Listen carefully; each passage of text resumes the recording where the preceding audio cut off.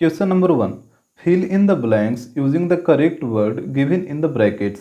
करा कि नीचे जो ब्रैकेट में जो वर्ड दे रखा उसका यूज करके यहाँ पे फिल इन द ब्लैंक्स को फिल करिए। Question number 1, all circles are congruent या सिमिलर। करा सारा सर्कल जो होता है वो कॉन्ग्रुएंट होता है या फिर सिमिलर होता है। तो यहाँ पे देखिए सारा सर्कल क्या होता है, सिमिलर होता है। क्यों सिमिलर होगा? जैसे मान लीजिए कि आप 3 सर्कल ड्रा किए और यहाँ पे देख रहे हैं कि तीनों का साइज क्या है, डिफरेंट है, बट शेप क्या है, सेम है। पहले समझिए कि सिमिलर होता क्या है। तो किसी भी फिगर को सिमिलर फिगर हम तभी कहते हैं जब उसका शेप सेम हो बट साइज उसका डिफरेंट हो सकता है।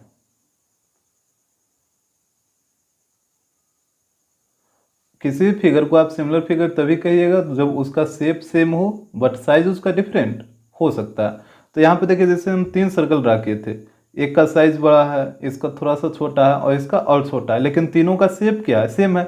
शेप कहने का मतलब जैसे आप एक सर्कल ड्रा किए और एक और सर्कल ड्रा कर दिए तो दोनों का क्या शेप यहाँ पे सेम है, दोनों सर्कल के शेप का है। लेकिन सपोज मान लीजिए आप एक सर्कल ड्रा किए और एक इधर स्क्वायर ड्रा किए, तो यहाँ पे क्या दोनों का शेप सेम नहीं है, क्योंकि एक सर्कल है और एक स्क्वायर है, तो यहाँ पे दोनों का शेप डिफरेंट हो जाएगा। तो शेप का मतलब यही, मतलब सेम फिगर होना चाहिए। तो यहाँ पे बोला था सारा सर्कल जो होगा वो कॉन्ग्रुएंट होगा या सिमिलर होगा।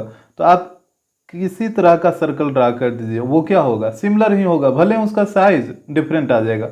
बट यही सर्कल को हम कॉन्ग्रुएंट कहेंगे कब, जब आप 2 सर्कल ड्रा करिएगा और दोनों का साइज भी सेम आ जाए। जैसे मान लीजिए एक सर्कल ड्रा किए जिसका रेडियस 5 सेंटीमीटर है और एक और सर्कल ड्रा किए इसका भी रेडियस 5 सेंटीमीटर, तो यहाँ पे ये दोनों सर्कल हो जाएगा कॉन्ग्रुएंट इस केस में। क्यों? क्योंकि यहाँ पे शेप भी सेम है और साइज भी सेम है। कॉन्ग्रुएंट किसी फिगर को कब कहते हैं, जब उसका शेप भी सेम हो और यहाँ पे साइज भी सेम हो। और सिमिलर में क्या होता है कि शेप सेम रहता है बट साइज डिफरेंट हो सकता है। तो आप इसी को याद रखिएगा। तो यहाँ पे सारा सर्कल जो होगा वो सिमिलर होगा। Question number 2, all squares are similar या कॉन्ग्रुएंट। सारा स्क्वायर होगा वो सिमिलर होगा या फिर कॉन्ग्रुएंट होगा। जैसे यहाँ पे 4 स्क्वायर ड्रा किए हैं और यहाँ पे आप देख रहे हैं कि सभी का शेप सेम है बट साइज डिफरेंट है। इसका साइज बड़ा है, इसका थोड़ा और छोटा है, इसका और छोटा है, इसका और छोटा। तो यहाँ पे सबका साइज डिफरेंट है बट शेप क्या है, सेम है। तो जैसे ही सभी का शेप सेम है डेट मीन्स ये सिमिलर हो जाएगा। अगर साइज भी सेम रहता तो ये कॉन्ग्रुएंट होता। लेकिन यहाँ पे बोला है कि सारा स्क्वायर क्या होगा, तो सारा स्क्वायर यहाँ पे तो साइज का बात ही नहीं किया है कि 5 सेंटीमीटर का, 4 सेंटीमीटर का, ये सिर्फ बोल दिया कि सारा स्क्वायर क्या होगा, तो सारा स्क्वायर सिमिलर होगा। हाँ, यही स्क्वायर कॉन्ग्रुएंट हो जाता है यदि बोल देता कि all square with size 5 centimetre, इस तरीके से कुछ बोलता तब ये कॉन्ग्रुएंट हो जाता। जैसे मान लीजिए 2 स्क्वायर है, एक का साइज है 5 सेंटीमीटर और एक और स्क्वायर है इसका भी साइज है 5 सेंटीमीटर, तो इस केस में दोनों स्क्वायर कॉन्ग्रुएंट हो जाएगा। बट अगर बोल दे कि सारा स्क्वायर क्या होगा, तो सारा स्क्वायर सिमिलर होगा। क्वेश्चन नंबर 3, ऑल खाली स्थान ट्रायंगल्स आर सिमिलर। यहाँ बोल रहा है कि सारा ट्रायंगल जो होगा वो सिमिलर होगा। किस तरह का, आइसोसेलेस वाला या फिर इक्विलेटरल वाला। तो यहाँ से देखिए बारी बारी से दोनों को चेक करते हैं। पहले इक्विलेटरल ट्रायंगल देखिए, तो यहाँ पे कुछ इक्विलेटरल ट्रायंगल ड्रा करिए। तो यहाँ पे हम 3 इक्विलेटरल ट्रायंगल ड्रा किए हैं। एक का साइज है, एक का लेंथ है साइड का 3, एक के साइड का लेंथ है 4 और एक के साइड का लेंथ है 5 सेंटीमीटर। यहाँ पे पहले एक चीज़ और समझ लीजिए कि 2 पॉलीगॉन सिमिलर कब होता है। तो यहाँ पे देखिए 2 polygons are said to be similar if first में दिया है their corresponding angles are equal and their corresponding sides are proportional. पहले आपको पॉलीगॉन समझ में आना चाहिए। पॉलीगॉन क्या होता है, पॉलीगॉन आप किसी भी फिगर को कह सकते हैं, सिर्फ और सिर्फ उसमें स्ट्रेट लाइन होना चाहिए। जैसे इसमें 4 स्ट्रेट लाइन है तो ये 4 साइड वाला पॉलीगॉन हो गया। अगर 3 स्ट्रेट लाइन रहेगा तो ये 3 साइड का पॉलीगॉन हो गया जिसको हम लोग ट्रायंगल बोलते हैं। अगर 5 स्ट्रेट लाइन रहेगा तो इस तरह का पॉलीगॉन बन जाएगा, इसको हम लोग पेंटागन बोलते हैं। तो कह रहा है कि 2 पॉलीगॉन सिमिलर तभी होगा जब पहला हम बोल रहा है उसका कोरस्पोंडिंग एंगल्स इक्वल होना चाहिए और सेकेंड में उसका कोरस्पोंडिंग साइड्स प्रोपोर्शनल होना चाहिए। कोरस्पोंडिंग साइड प्रोपोर्शन का मतलब वो उसके कोरस्पोंडिंग साइड का जो रेशियो आएगा वो सेम आना चाहिए। जैसे मान लीजिए 2 पॉलीगॉन है, एक ABCD और एक PQRS। तो यहाँ पे चेक करिए कि दोनों सिमिलर है कि नहीं। तो पहला हम बोला था कोरस्पोंडिंग एंगल इक्वल आना चाहिए, तो यहाँ पे देखिए एंगल ए का कॉरस्पॉन्डिंग एंगल पी है और दोनों 90 डिग्री है, तो ये दोनों इक्वल हो गया। उसी प्रकार बी का कॉरस्पॉन्डिंग एंगल क्यू, तो यहाँ पे एंगल बी हो गया एंगल क्यू के इक्वल। एंगल सी का कॉरस्पॉन्डिंग आर, और ये दोनों भी आपस में इक्वल है। और एक बच गया एंगल डी और एंगल एस, और ये दोनों भी 90 डिग्री है, तो ये भी इक्वल हो जाएगा।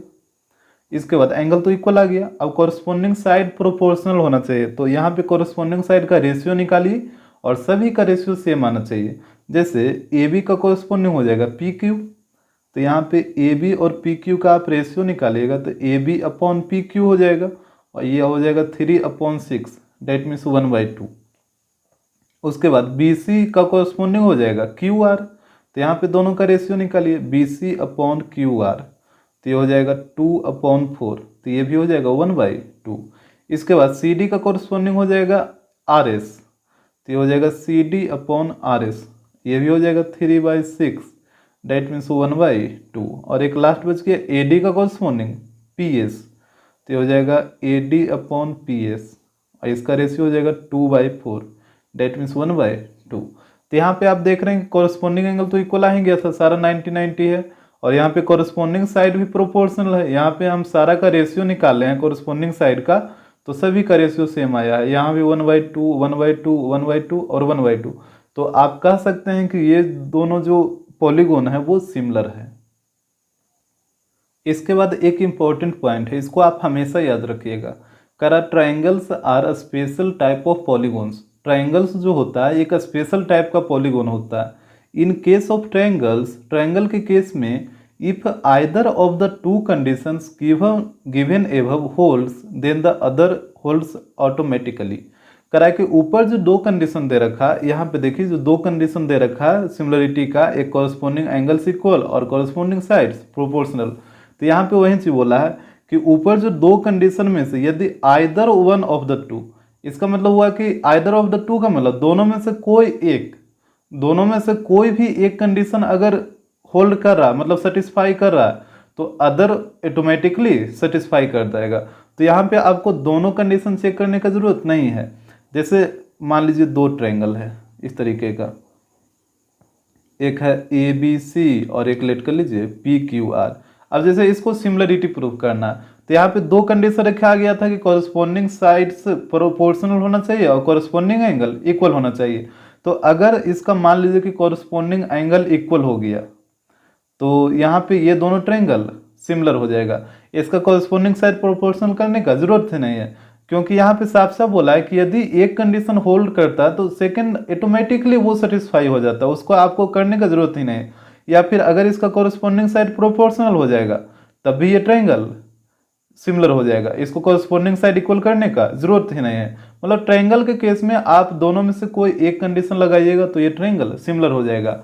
बट यदि पॉलीगोन का केस रहेगा तो आपको यहाँ पे दोनों कंडीशन लगाना होगा। जैसे यहाँ पे दो पॉलीगोन था तो यहाँ पे हम दोनों कंडीशन लगाकर चेक किए थे, लेकिन यदि ये ट्रायंगल आता तो ट्रायंगल के केस में अगर कोई एक कंडीशन भी सेटिस्फाई किया तब ट्रायंगल सिमिलर हो जाएगा।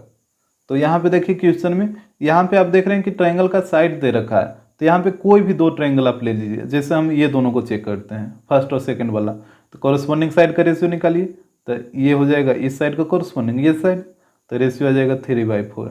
इस साइड का कॉरस्पॉन्डिंग ये साइड नीचे वाला, तो इसका भी रेशियो आ जाएगा 3/4। और इस साइड का कॉरस्पॉन्डिंग हो जाएगा ये वाला, तो इसका भी रेशियो आ जाएगा 3/4।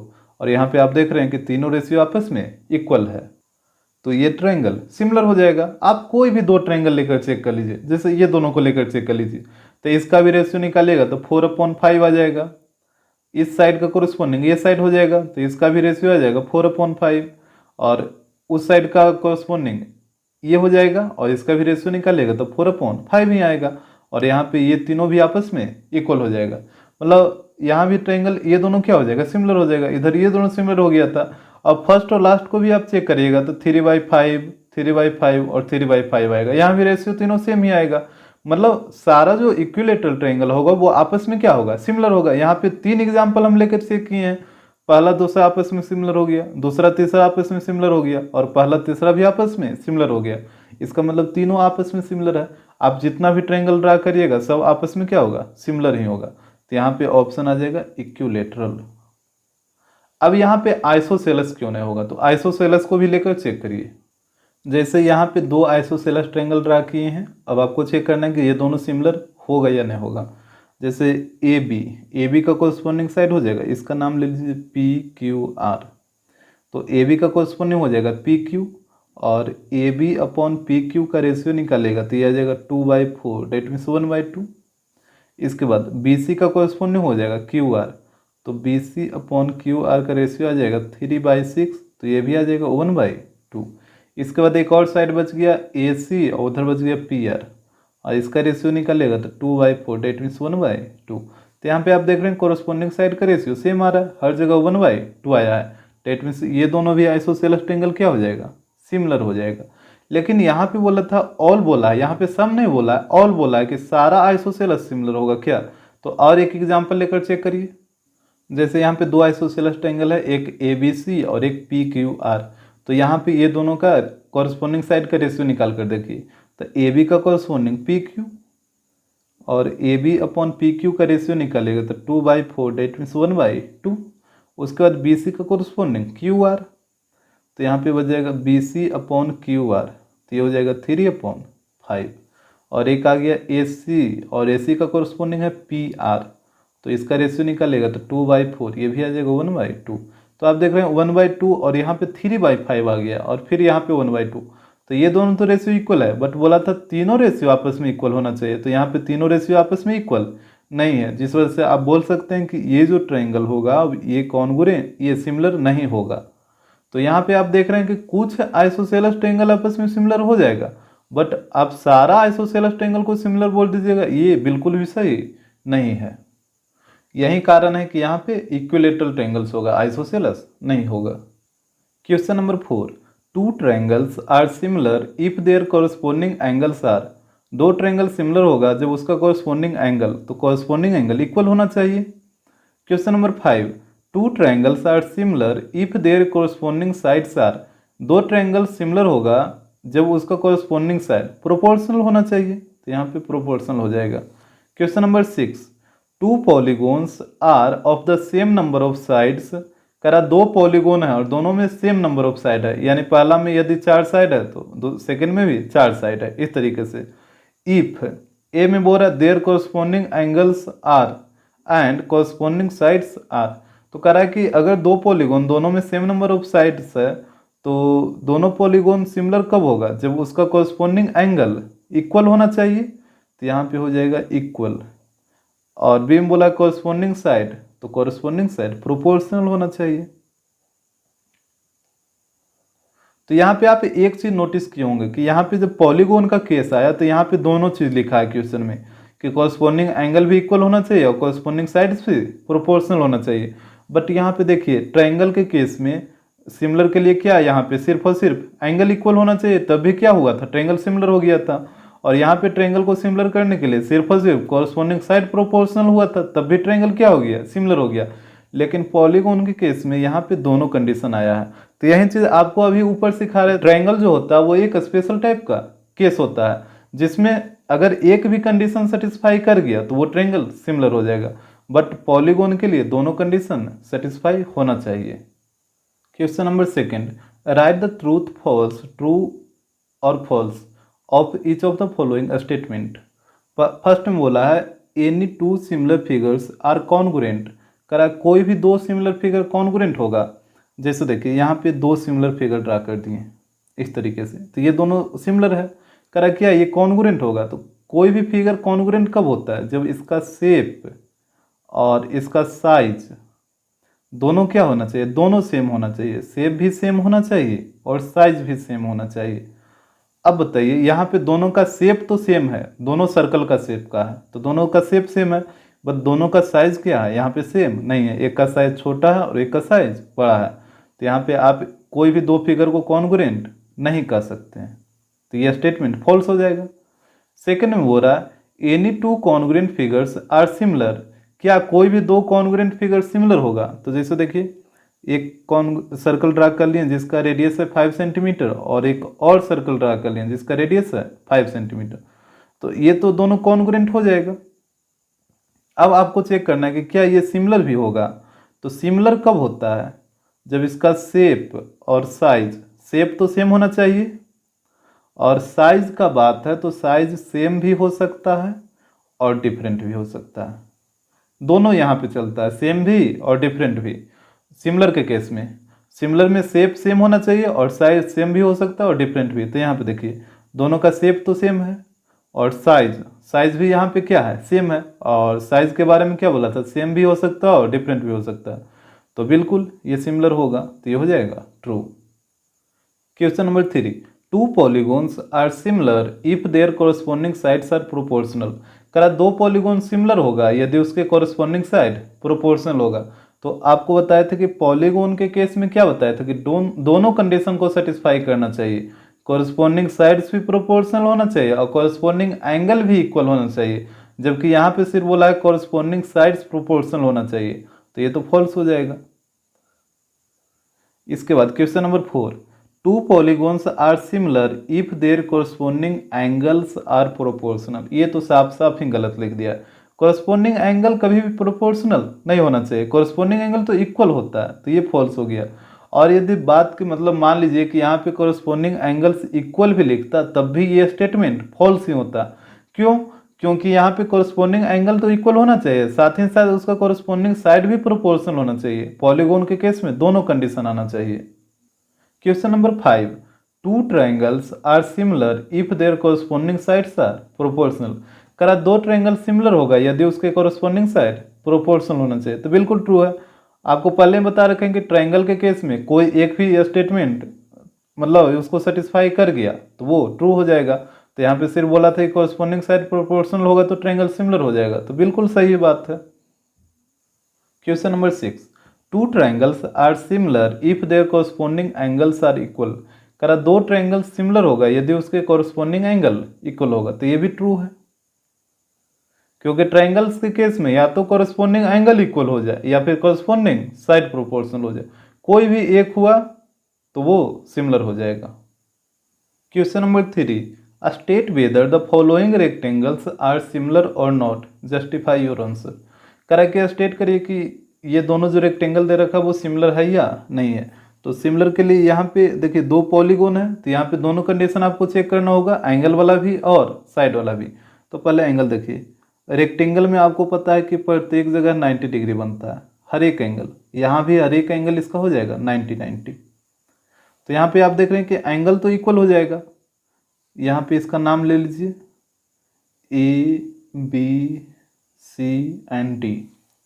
तो यहाँ पे आप देखिएगा एंगल P एंगल A के इक्वल हो जाएगा 90 डिग्री।